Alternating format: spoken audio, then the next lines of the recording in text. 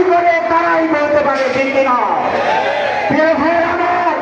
আমরা বলতে চাই ৭১-এ আমাদের ভাইরা রক্ত দিয়েছে, সেই রক্ত বৃথা গেছে, কিন্তু জুলাইয়ের রক্ত আমরা বৃথা যেতে দেব না, দেব না, দেব না।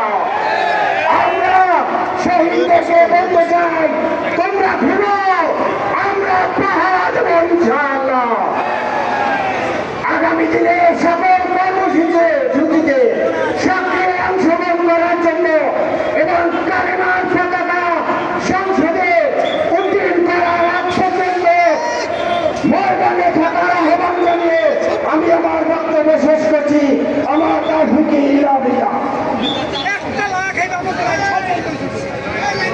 সংগ্রামী সাথী বন্ধুগণ, জুলাই অভ্যুত্থানের বর্ষপূর্তিতে ইসলামী আন্দোলন বাংলাদেশ ঢাকা মহানগর উত্তর ও দক্ষিণ কর্তৃক আয়োজিত আজকের এই বিশাল গণসমাবেশে প্রধান অতিথির বক্তব্য রাখবেন ইসলামী আন্দোলন বাংলাদেশের মুহতারাম আমির, জুলাই অভ্যুত্থানের অন্যতম পীর সিপাহসালার, এদেশের ইসলামী রাজনীতির অন্যতম আইডল মুফতি সৈয়দ মোহাম্মদ রেজাউল করিম পীর সাহেব চরমনাই হাফিজাহুল্লাহ।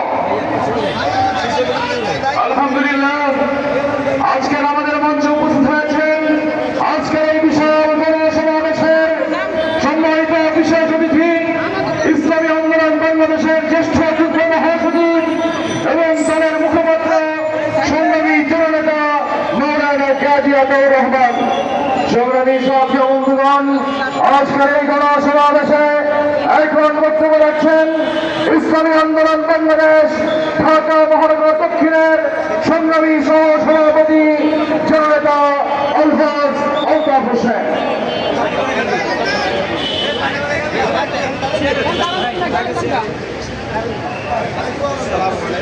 लोग सामने जाके